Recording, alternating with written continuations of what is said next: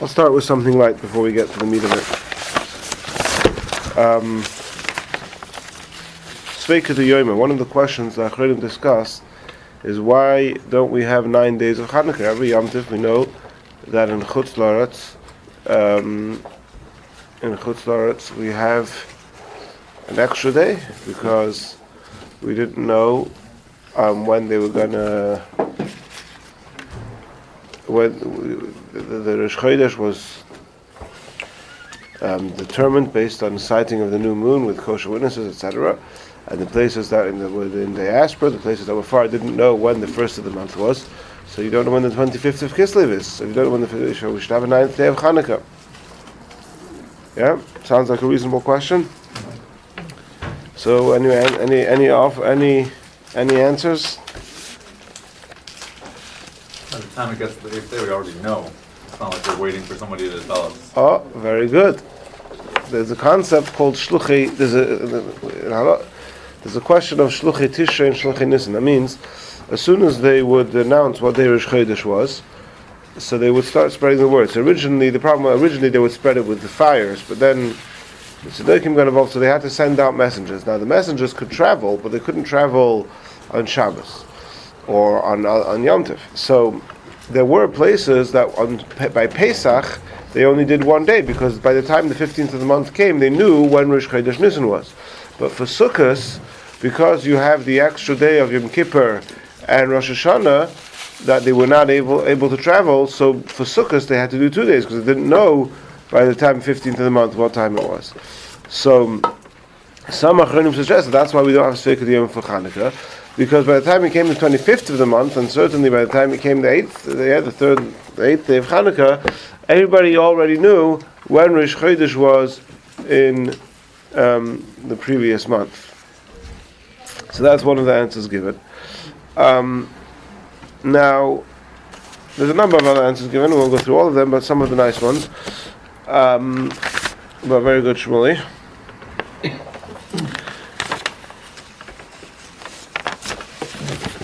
Purim. Why don't we read the Megillah on the next day as well, in case that we got the day wrong? And there you don't have Shmuley's answer, because that's the 15th day. It's the 14th day of the month.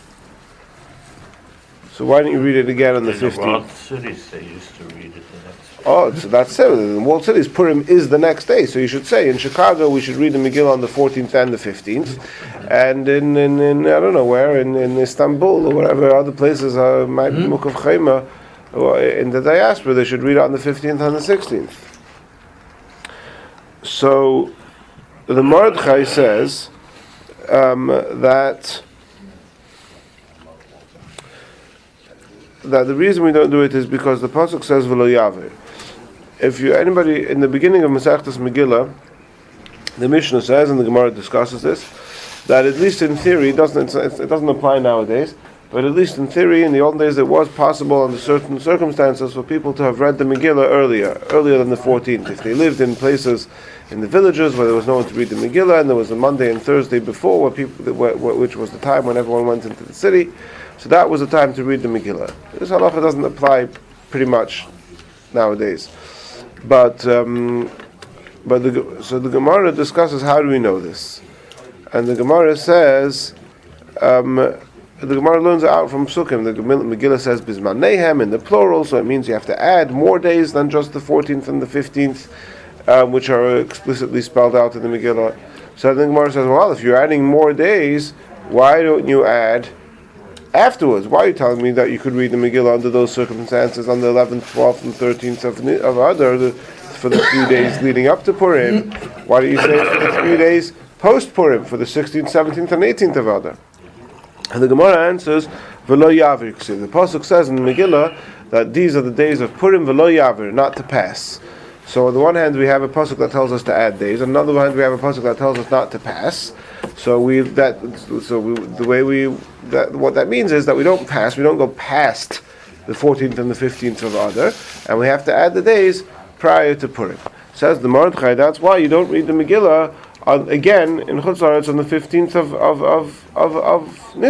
Adar, because your time, you're not a walled city, your time is the 14th. V'lo yaver, you're not allowed to read it past that time. So that's what the Mordechai says about Purim. Now the question becomes like this: I made a little bit of an assumption when I posed the question, but let's go step back a second. When do we have Sveika Diyoma? Pesach, Shavuos, and Sukkot, yeah, which are all biblical holidays. Is there even such a notion of Sveika Diyoma that we have to add a day because of that concern when it comes to a rabbinic holiday, right? A rabbinic mitzvah. So some point to this Mordechai and they say, you do. Because the Mordechai says, why don't we read the Megillah again on the 15th? And he says, because we have a pasuk v'lo yaver. He could have said something much simpler. He could have said Megillah is the Rabbanon, it's not a biblical mitzvah. So there's no Sveika Diyoma. You don't need to worry about Sveika Diyoma for something which is only the Rabbanon.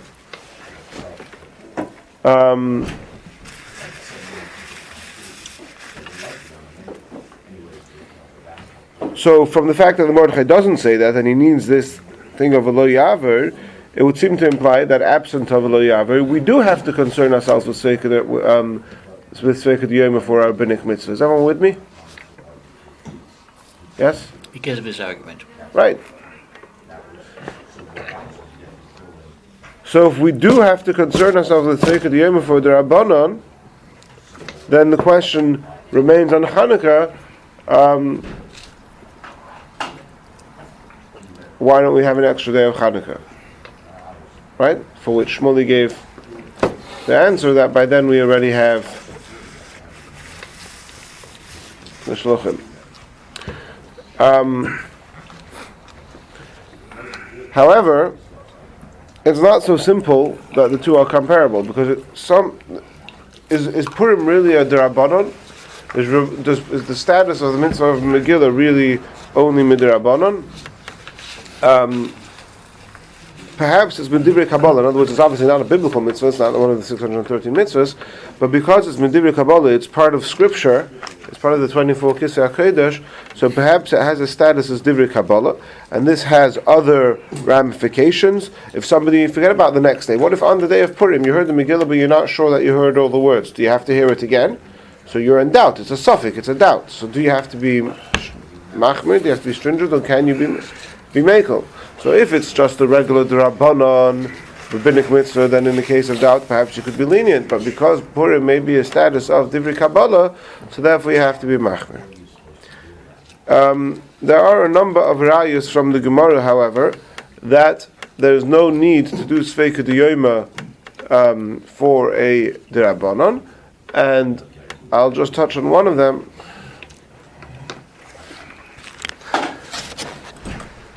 That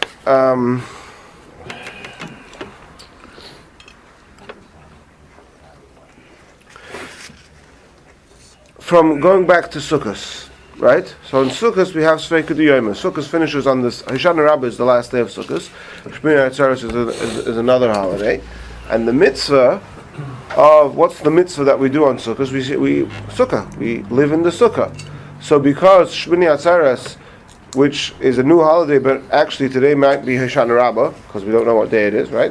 In other words, that's the whole concept of Sveika Diyoma, that we're behaving as if we don't really know what day it is. So that's why we still sit in the sukkah on Shmini Atzeres, right? No, so what's the problem with that?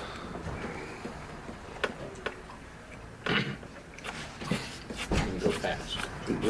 Why don't we shake Lulav on Shmini Atzeres? We don't know. Huh? We don't know. But I'll shake it. Right? Why don't we shake Lulav on Shmini Atzeres? Baruch atah Adonai Eloheinu melech haolam she'achal b'midbar. Oh! Is Lulav D'Oraisa? Yeah, take Arba. What does it say in the pasuk? Well, for the first day. Oh! For the first day it's D'Oraisa. The rest of Sukkot, first day it's a biblical mitzvah. For Shmini Atzeres it's D'Oraisa. What? Maybe for Shmini Atzeres it becomes D'Oraisa. Why? Why not? It'll fit then. It'll fit. So, in the mitzvah of Sukkot, the rest of Sukkot is only it's a takana Rabbi Yochanan ben Zakkai, Zeicher LaMikdash. Because in the temple there was a mitzvah to take a biblical mitzvah to take the lulav every day, but outside of the temple, According to the Rambam, that mitzvah applies in the whole old city of Jerusalem, but at the moment, outside of the temple, the biblical mitzvah is only on the first day of Sukkot. So that's another pointer to perhaps the fact that for mitzvah d'Rabbanan, there's no concern with steak d'yom at all. Okay.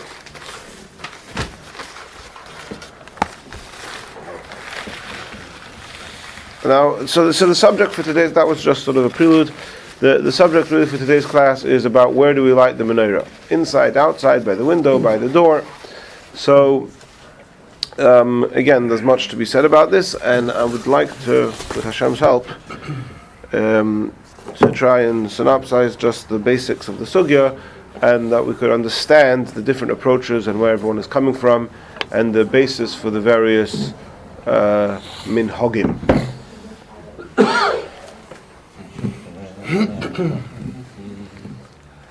We have to read a couple of Gemaras here in the Sugya of Chanukah. A few lines of Gemara.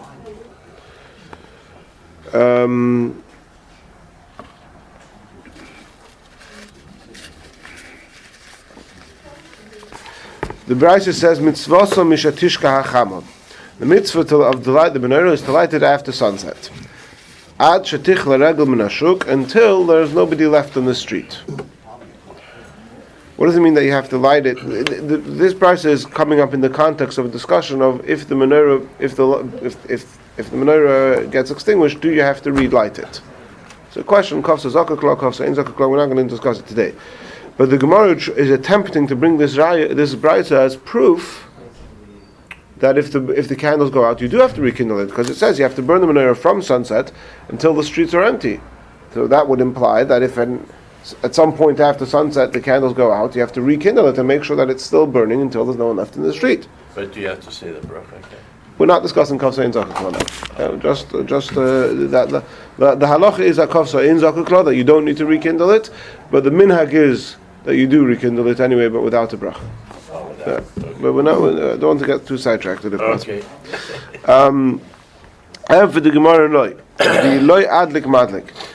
But the Brisa says that the candles have to burn from sunset until the streets are empty. It doesn't mean that if the candles are extinguished you have to rekindle it. It means that if you didn't light it immediately after sunset, you could still light it 5 minutes after sunset. And if you didn't light it 5 minutes, you could light it 10 minutes after. 10, 20 minutes. Until when? When is it too late to light the menorah? When the streets are empty. V'inami, alternatively, l'shiura.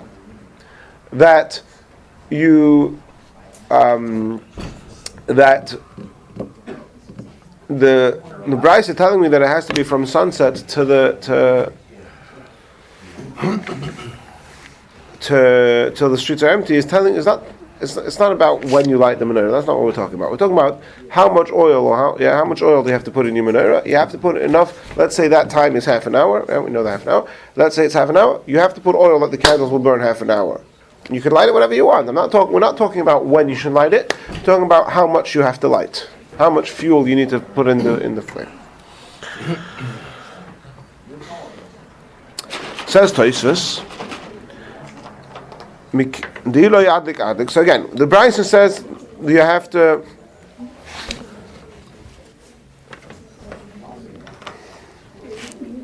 The Brisa says that you have to light the menorah from sunset until the street is empty, and the Gemara had two ways to explain the Brisa. Either this means that if you didn't light it at sunset, you could still light it as long as there's still people in the street. Alternatively, we're not talking about what time to light the menorah, but we're talking about how much menorah to light, how much oil to put in. Says Tosfos,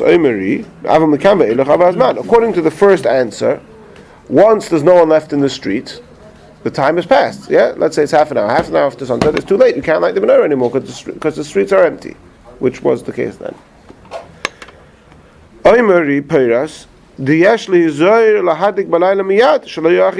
therefore, the Rapoport says that you have to make sure to light the menorah as soon as it gets dark, because very soon, as soon as the streets are empty, it's going to be too late. So make sure, get into the habit of doing it right away.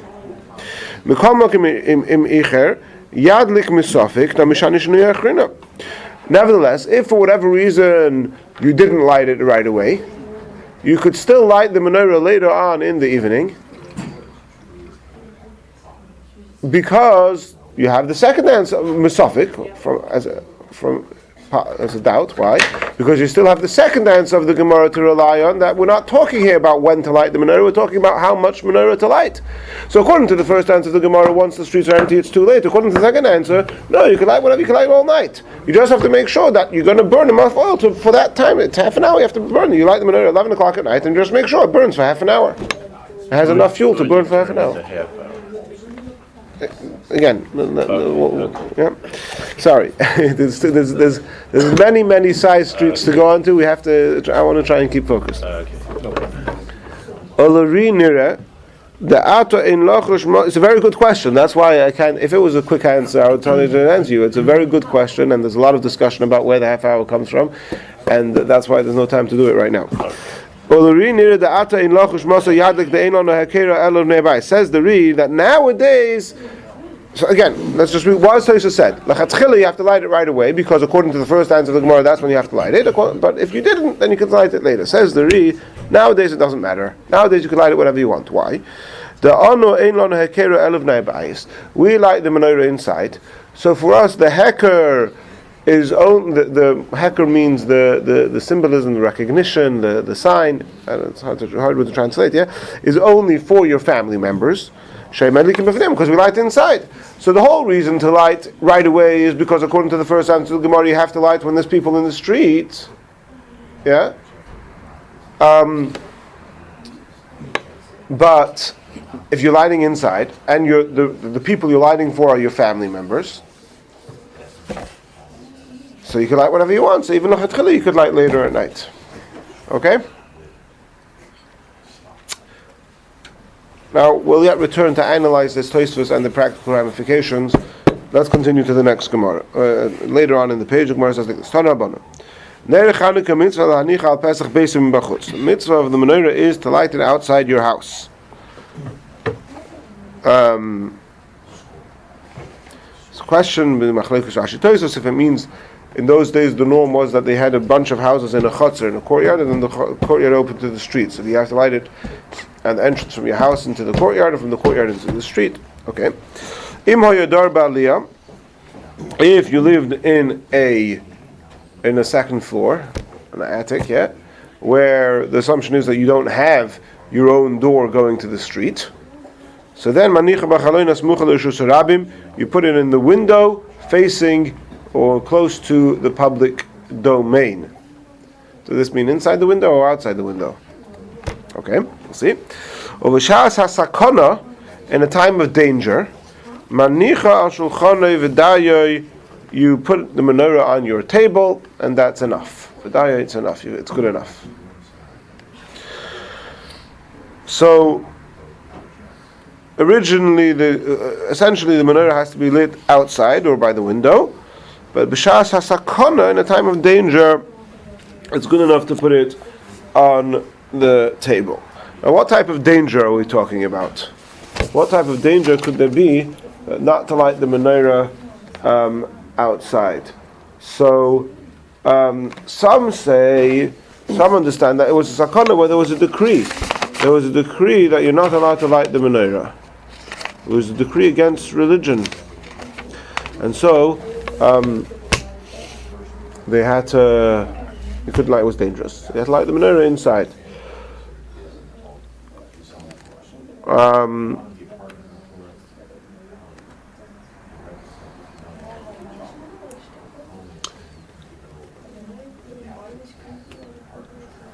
Because even though you have to have b'shas gzeira, you have to have mesiras nefesh. Yeah? Even though usually mesiras nefesh is only for the three cardinal sins, but in a time of the gzeira, you have to have mesiras nefesh for everything. But even though you can't say we're going to abolish the menorah because it's dangerous. You still have to light the menorah. You have to have mesiras nefesh for menorah, but we are allowed to change it somewhat to make it less of a danger. And we find actually a similar concept in the Gemara in Ksubas, where it says that the custom, the Chazal wanted, we don't do this nowadays, but Chazal wanted that everyone should always get married on the same day of the week. So originally all weddings were on Wednesdays. Then there was a decree which basically the brides would be taken by the general or whoever it was before the wedding. So they changed it for all the weddings became on Tuesday, right? Because to uproot this mitzvah that all the weddings should be in the same time, that we couldn't do because this is a Shas Hashmad. So we have to stick to our guns. We have to be Moshe Nefesh even for a very seemingly insignificant mitzvah. But we're allowed to change it to accommodate a little bit. So that's what they did when it comes to the menorah as well. So that's one way of understanding the sakana. Others understand actually that we're not talking here about a persecution against religion, but we're talking here about a idolatrous practice, which is you can Google this. There's a Zoroastrian idol deity called Ahura Mazda. I don't know if I'm pronouncing it right, but you can Google it. And that's I think he's like the peak of the pyramid or something. I'm not sure exactly how it works, but basically they had a rule on certain days that there was no candles allowed to be found outside of their places of worship. So it wasn't something specifically against the Jews or against menorah, against Chanukah. It was just a general thing that today no candles are allowed outside of their place of worship.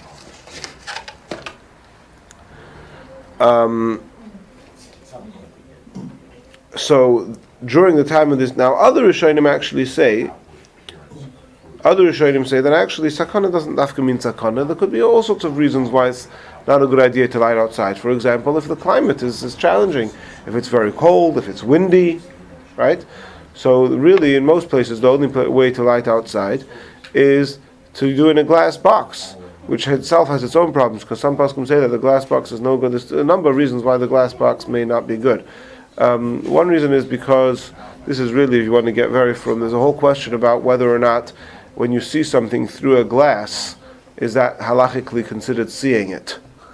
And for that matter, you have the same problem if you light in the window.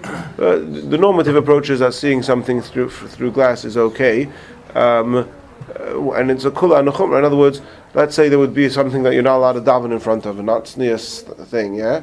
So you would say, oh, well, it's outside the window, or you could have a see-through mechitza, yeah, glass mechitza, and it's a glass. It's not called seeing, right? So we obviously that's not the normative approach. Also for laning, right? You read the Megillah, you read the Sefer Torah. So sometimes you might have a Balkari who's makbid to take off his glasses when he lanes, but that's not the normative custom. But perhaps a more intrinsic problem with the glass is that the way that many of the glasses work is especially if it's in a windy place, it's all closed and there's a little hole that you open up to stick your hand in to light the menorah, and as soon as you finish lighting, you have to close the door right away, otherwise it's going to blow out. Now, we paskin hadlaka is a mitzvah. That means that the mitzvah takes place at the moment that you light it. Now, if at the moment that you light it, this is not a sustainable flame that could burn for half an hour, so then we just said l'shiura, you have to make sure that it has enough oil. In other words, that this is a flame that's sustainable for half an hour. So that's perhaps another problem with the glass covers. Either way, the Rishonim, some of the Meiri, the Ritva, I don't recall all the sources, but many suggest that actually we don't just mean in a time of sakana, but there could be numerous reasons why not to light outside. Be that as it may, the custom amongst all Jewish communities for many centuries has been that we don't light the menorah outside. Nobody lights the menorah outside. And in Reddy the Zarua, one of the very prominent early Rishonim, he says, I don't understand, there's no sakana anymore, nowadays there's no danger, and I don't understand why we don't light outside, but we don't, we just don't do it. And there's much to be said, especially when it comes to Chanukah. We talk about the Greeks trying to say, well, forget about, we could take the logic of the Torah, but what's this sort of super rational thing? And part of the tradition, yeah, the Messiah. We don't just do Rashi. They bring your Rashi and Shir Hashirim. Silach bikvei asoin. If you don't know what to do what your ancestors do what your father does. Right. So there's a Ruah himself who says, I don't understand. It doesn't make any sense. Why we're lighting inside? But the Ma'aseh, there's a Ruah still lit the menorah inside. He didn't light the menorah outside. And this was the case throughout. All, again, like I said, all Jewish communities for many centuries, that nobody lit the menorah outside until in the last century or two, basically. I don't think more than that. Maybe even less than that. In Eretz Yisrael, certain Beika the Litvisha, primarily Litvisha and Eretz Yisrael, started lighting, living in Eretz Yisrael. There's no sakana anymore. Started lighting the menorah outside. And indeed, if you go to Eretz Yisrael, it's very common to see people lighting the menorah outside their homes. And there's different shittas. Do you do it? Most people in Eretz Yisrael in the big cities live in apartments. So do you do it on the door of your apartment building to the hallway? Do you do it on the entrance of of your apartment to the hallway, or at the entrance of the building? Different customs of how to do it. But that is the minhag for many people in Eretz Yisrael. But even in Eretz Yisrael, Gufa, amongst Chassidim, this minhag has not been accepted at all, and in Chutz La'aretz it's practically unheard of to see people lighting the menorah outside. Aside from public menorah lighting, you're saying their own. Public menorah lighting is a separate thing, but nobody. I mean, it's very important to know. We've discussed this in the past, and I think it could even be the Rebbe. I think the Rebbe said to announce this. The Rebbe said that at the public menorahs lightings, you should announce that this does not fulfill your mitzvah of menorah, and you have to go home and light the menorah, because the public menorah lighting is not. In order to fulfill the mitzvah of menorah, it has to be done in your house, right? It's very important also, like we mentioned last week. If you're having a Chanukah party at your friend's house or your relative's house, it's very nice. But before you go to the Chanukah party, you have to go to your house and light the menorah. We discussed this yesterday when you had your brother's wedding, right? So it's not the house where you live all year. The house where you live today, you're renting, you're sleeping there tonight. So you have a wedding to go to. But before you go to the wedding, you have to light the menorah in the house where you live. There's a whole shaila about what the chassan should do, because what's considered his house, and perhaps the chassan could be makel that the cheder yichud is called his house, or sometimes the chassan will light the menorah in the cheder yichud if it comes out around the right time, if the chuppah is the right time. That's a complicated question about the chassan should do. But other than the chassan, you don't have the half an hour to watch the menorah. You have to be somewhere, by 5 o'clock, and night falls 4:45. Well, first of all, we light by shkia. And if you can't be there for half an hour, so try and be there for a few minutes. But it's better to light it first. And of course, don't try. Ideally, you should leave somebody else to watch the menorah. First of all, because if you can't stay for half an hour yourself, if you have a shliach to stay half an hour for you, and also for safety. Like unfortunately, there's many fires, things. It's very important to not leave. If you do leave the fire. Candles are more dangerous than the oil things, because candles could fall. But the oil things, as long as they're sturdy, they're not going anywhere. And as long as they're not near, what I do if I have to leave, even after half an hour, so Mekadin you could put out the menorah already, but it's customary not to. So the children's menorahs, which are candles, I put them out, and the shamash I put out. And the oil, I move it somewhere to make sure that even if by some magic they do fall, that it's not near anything flammable.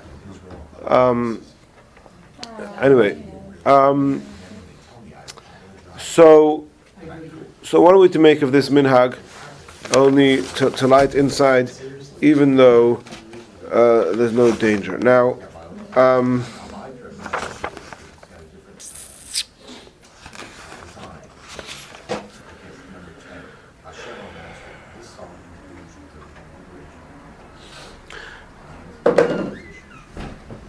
there's various suggestions given for it. Like I said, it's already, there's a ruah already says that this is the minhag. I mentioned last week, so there's a tshuva here from the Dvar Yeshua, Rabbi Yeshua Menachem Ehrenberg, who was a Bel Zerov in Eretz Yisrael, a big Talmud Chacham, and he says, he tries to argue that actually B'shas HaSakana Manicha Shechar V'Dayai doesn't mean that at a time of danger you could put it on your table and that's good enough.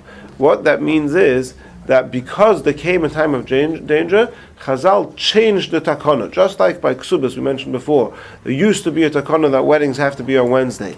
And then they changed it and they said now it has to be on Tuesday. And now what if you say, I'm going to be machmir and get married on Wednesday?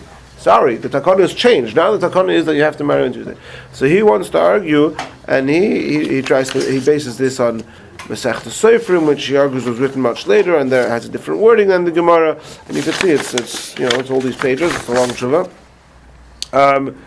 but it's a very fascinating tshuva, and he wants to argue that Shas Zakana Manicha Shechana V'Dayai means that Chazal changed the takana, that from now on, from Shas HaTakana, the Takana changed, and now there's no longer a mitzvah to light it outside. Now the mitzvah is only to light it inside. And he goes so far, it's quite a radical suggestion to suggest that if you light it outside, you're not yotze the mitzvah, because the mitzvah changed. It used to be to light it outside. Now the mitzvah is to light it inside. It's definitely not the it's a tremendous chiddush, and he did come under a lot of fire for it, but he stuck to his guns, and there's follow-ups from this tshuva that he wrote. Did he live? He reason now.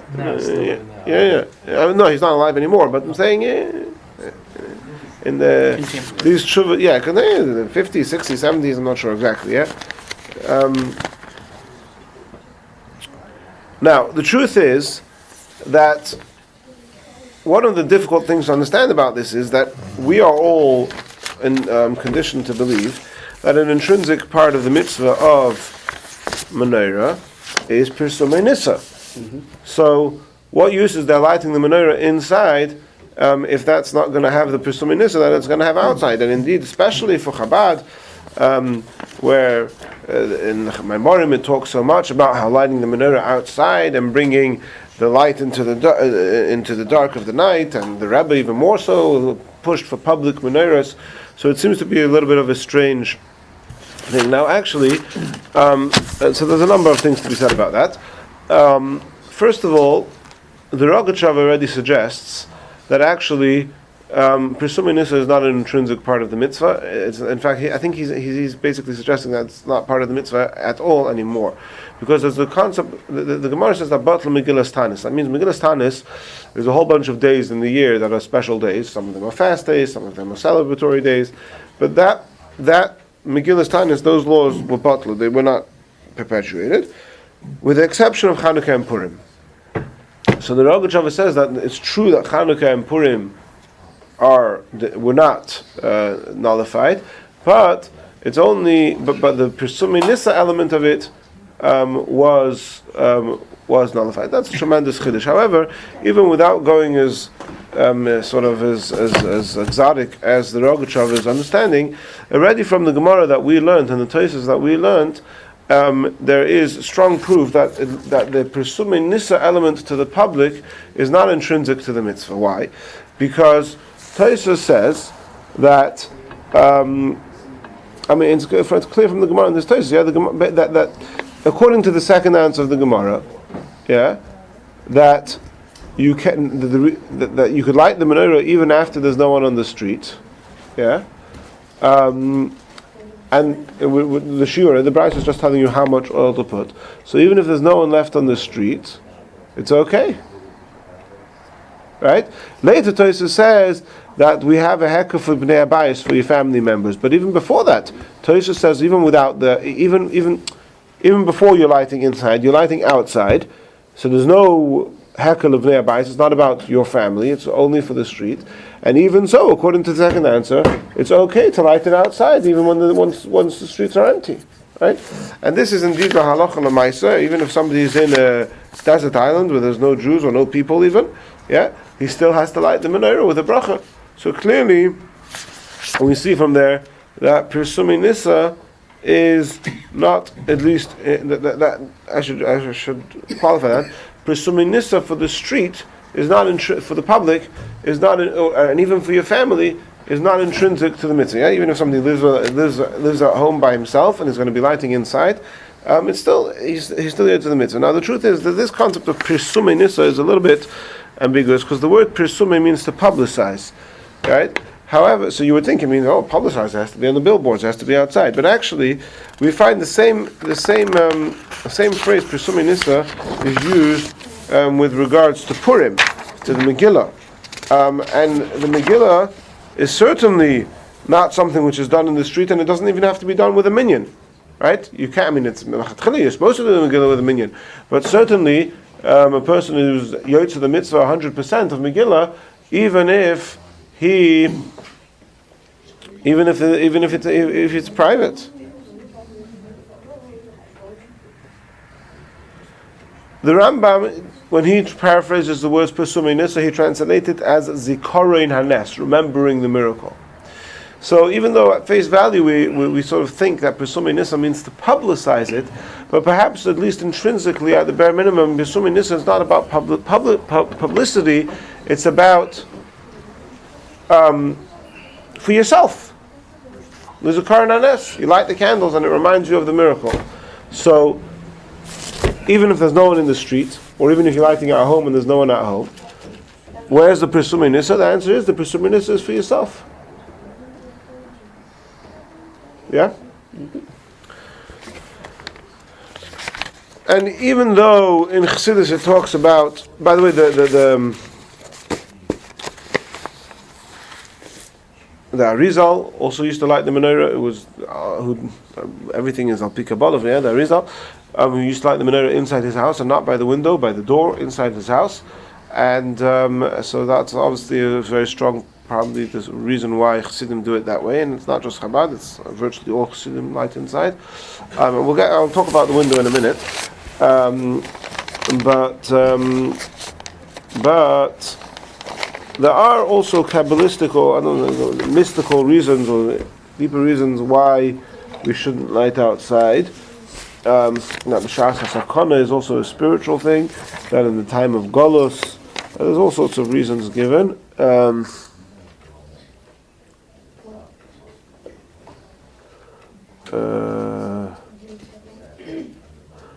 That nowadays when we're in Golus, so inside our homes it's also like the Shuk. It's also like in the olden times of the Gemara you had to go out into the street to get to that darkness to illuminate it.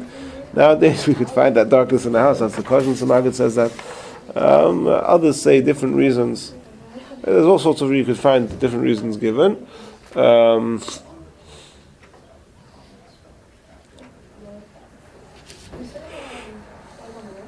And of course, there's also the concept of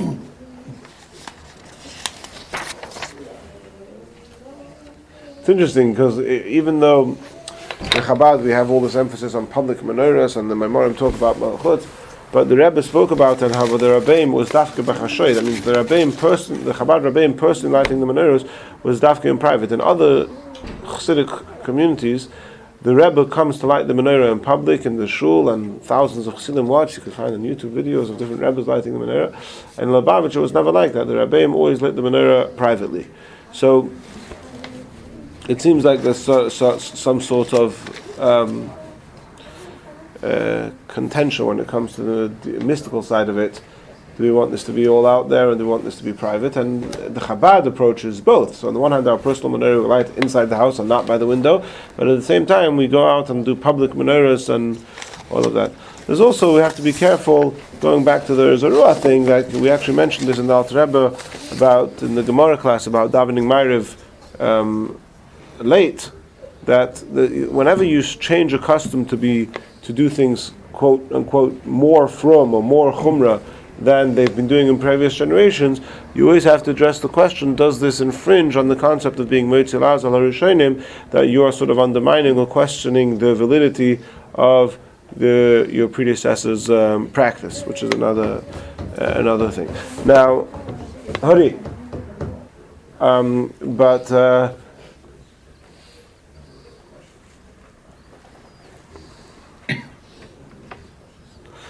Now, what about, I don't have a lot to say, but just briefly to address about lighting at a doorway inside versus lighting at a window. So, the practice seems to have always been that people lit inside at a doorway. It definitely, well, I don't know about if always.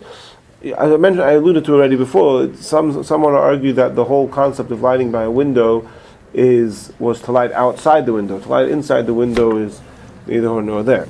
Now, the idea of lighting inside by a doorway is, first of all, like I said before, the Arizal already did that, and the virtue in that is that you have the other mila that the Gemara says you're supposed to do it in a way that you're surrounded by mitzvahs. So the Gemara is talking about lighting it at your front door, and you have the mezuzah on the right and the menorah on the left. So by lighting inside, that's how you do it. You light manich al shulchani. The Gemara says manich al shulchani, you put it on your table. But the way we do it when we light inside is you put it. By the way, that's important to know. When you go mivtzoim, you go to people, visit people in their homes. Sometimes it's complicated and they're nervous about putting it by the door and you have to set up. I think you can just do it on the kitchen counter and the Yetz of the mitzvah. But the minhag of Chassidim to light indoors is to do it in such a way that you have that milah of having the mezuzah miyamin and the Ner Chanukah mismail. And I saw even some people were makbid, that Marshall, usually it's more convenient that you have that's an open passageway between a dining room and a living room or something. That's a convenient place to light the menorah. But such a doorway that doesn't have a mezuzah, a doorway that doesn't have an actual door, well, even though we do put a mezuzah there, but we do without the bracha. According to Rambam, the obligation for mezuzah is only in a doorway that has a door. So I saw that in some circles they were makbid that even if it's a doorway without a door, they would put up a makeshift door for Chanukah. They would put up a makeshift door to make sure that even according to the Rambam, it's actually fulfilling the mitzvah of mezuzah. Now the Magen Avraham says that if your choice is to put it by the door or to put it in the window in a way that there's a heker to the Rishus HaRabim, so then the Magen Avraham says it's better to put it in the window. And the Pri Megadim says that this is indeed what some people do. But there's a number of things to be careful about. First of all, the Pri Megadim says that if your window is high, so the Gemara already says about putting it in the window if you live with Baaliyah. But the Pri Megadim says if your window is higher than 20 amos, which is very common today in apartment buildings, then you shouldn't put it by the window. Because then you should put it by the door. Now, I don't know why. For some reason, the custom seems to be today, that even people, for those communities who have the minhag to light it at the window, that they do so even if it's higher than 20 amos. Sometimes you could say, well, you have apartment buildings across you could see into. It's not clear to me why. The Pri Megadim says explicitly not to do that, so I don't know why that's the minhag anyway. There's also other considerations. One is if you have a menorah. Well, I think nowadays it's less common than it used to be, but it used to be the style to have a menorah which has a back wall. So then, if you sort of face it to the window, then you and your family can't see it. So then it's sort of excluding your family. So that's something which some poskim are not so happy with. And then there's also the question of higher than 10 tefachim. The menorah is supposed to be not in shul, but the menorah in your house is supposed to be lower than 10 tefachim, than what's it, about 30 inches or so. Yeah. So usually to put it by the window, higher than 10 tefachim. Lower than 10 tefachim. The menorah in your house? The menorah in your house is supposed to be dafka lower than 10 tefachim. Okay. Yeah. From the base or from the? It's a shayla. So some people are makbid from the base. Some people are makbid that even the flame should be under 10 tefachim. Some people say the base of the menorah should be. It's the Gemara. The Gemara itself says it. Yeah. But the menorah is supposed to be higher than 3 tefachim and lower than 10 tefachim. So that's another. So the Pri Megadim says not to worry about that, if I recall correctly. That so you're going to put it by your window, and that means if your windowsill is lower than 10 tefachim, is higher than 10 tefachim, so then it doesn't matter as long as it's lower than 20 amos. Some places, if you have like a glass porch door, so you could put it on a low stool in front of the, and then you have both milas. But that's perhaps another consideration. And of course, there's the consideration of saying, well, actually, as long as you have hekel b'nei habayis, that's across the board. Yeah, the Ramah writes in a few places, sort of in passing, that kolona madlikin nowadays everybody lights on the inside. Kolona madlikin b'fnim, everybody lights on the inside. So that the consideration to have the hekel b'nei habayis, that it's okay, you have your family members or yourself, and you're able to fulfill this concept of being surrounded with the mitzvah of mezuzah and the mitzvah of menorah. So that overrides, and Nara Pashti, some communities prefer, in line with the Magen Avraham, to light at the window, and some prefer to light inside by a door and to be surrounded by the mezuzah and the lights. And light, and to do it in such a way that it's at least as similar as possible to the original takana, which was to light it in a doorway. Last year I got a call on the first night of Chanukah from somebody here in the community who said, if I don't have mezuzahs, where should I light the menorah? Now the truth is, if a person doesn't have a mezuzah, which let's say for example a person's lighting in a hotel room, yeah, so then you're supposed to put it on the right, because always you put a mitzvah on the right. The only reason why we put the menorah on the left is because we have the mezuzah on the right and we want to be surrounded by mitzvahs. Now you could also say that even, I don't know, I'm speculating, that even for those who have the custom to light inside versus by the window, that the reason to do this is because you want to be surrounded by mitzvahs. If you're not going to be surrounded by mitzvahs, then better do it in the window in line with the Magen Avraham. Or you could say, no, better do it in a doorway, which is more similar to the original takana, which was at the doorway. But what I said to that person was that if you don't have mezuzahs, you come over to my house right now and get mezuzahs and put up mezuzahs, and then you light the menorah, because he was living in this house. Here there was it wasn't a hotel room, it was in his house. He moved in a few months ago, and for whatever reason he hadn't gotten round yet putting up mezuzahs. So I said, every moment you have a chiyuv to put up a mezuzah right away, and perhaps even a chiyuv d'oraisa. There's a question if a rental is a chiyuv d'oraisa d'Rabbana. So he came over to my house, he got 6 mezuzahs, he put them up, and then he went home and he lit menorah. So, okay, we'll stop here.